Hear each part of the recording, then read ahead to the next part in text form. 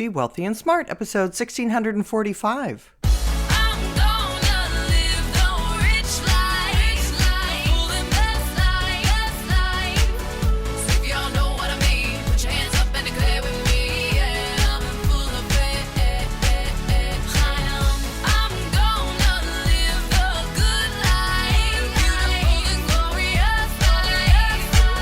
Step into a world of wealth and financial freedom without budgets, boredom, or bosses on Be Wealthy and Smart.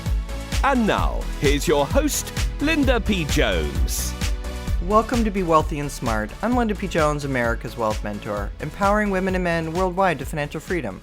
On today's show, we're going to talk about what the jobs market rebound means for the economy.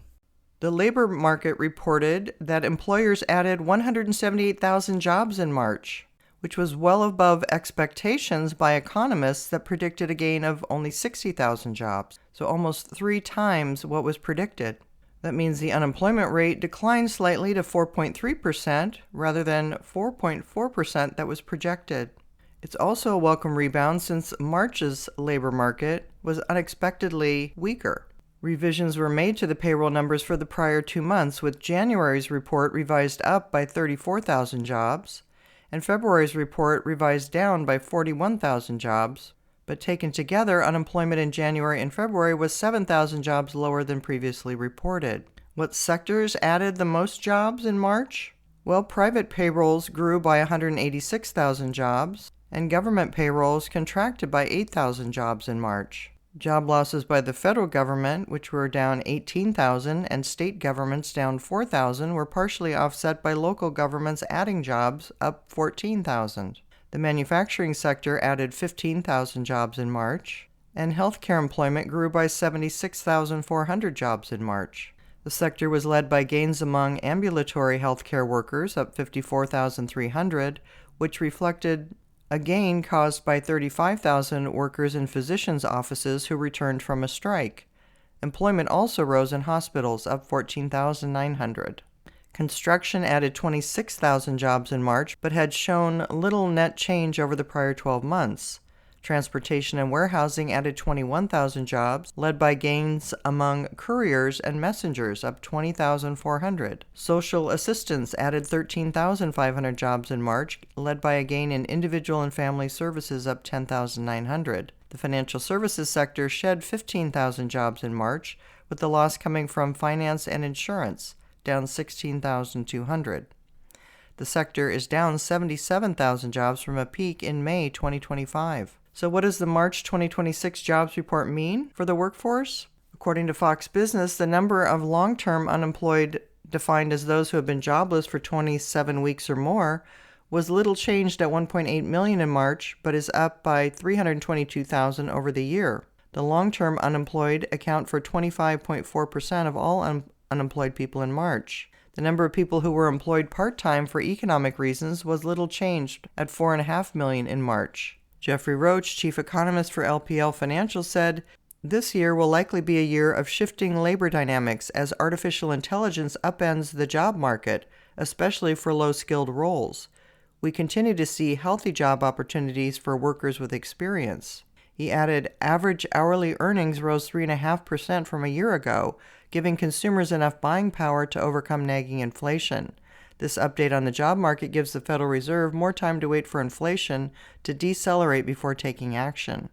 Indeed, hiring lab director of economic research Laura Ulrich said that while the job gains are a seemingly welcome plot twist after months of downbeat reports, she cautioned that the healthcare and social assistance sectors are continuing to do much of the heavy lifting, and that long-term employment is trending up as sidelined workers struggle to transition into the few sectors that are growing.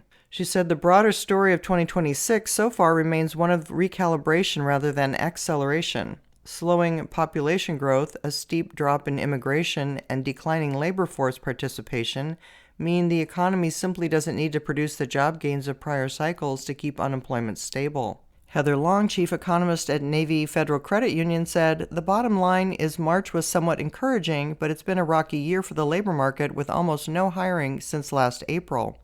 The March data will keep the Federal Reserve on hold, but no one is declaring victory yet. It's likely to be a tough spring for job seekers." Wages also rose less than expected, with average hourly earnings up just 0.2% for the month and 3.5% from a year ago. Economists had expected respective readings of 0.3% and 3.7%. The annual increase was the lowest since May 2021. Hours worked declined 34.2, down 1/10 from February. Federal Reserve officials have been weighing the jobs data as they plot their intentions regarding interest rates.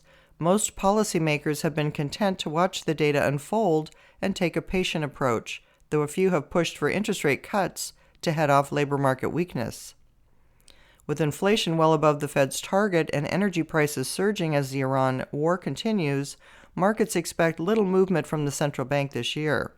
Following the jobs report, futures pointed to virtually no probability of a move at the April 28-29 Federal Open Market Committee meeting and a 77.5% probability the Fed will stay on hold through the end of the year, according to the CME Group's FedWatch tool. It also shows a 78.9% chance that rates will remain at the current level through the Fed's meeting in December, with a 13.6% probability of a 0.25% cut by then, as opposed to a 6.9% chance of an increase of that size. So the better-than-expected jobs market is good news, but traders are projecting no change in interest rates because of it. We'll continue to follow the story and report back to you as it unfolds. If you haven't yet subscribed to Be Wealthy and Smart, hit the subscribe button and you'll be notified as soon as new podcasts are available. And all of my podcasts are on my website at lindapjones.com/podcasts. And while you're there, sign up for my weekly newsletter for more wealth tips for your financial freedom.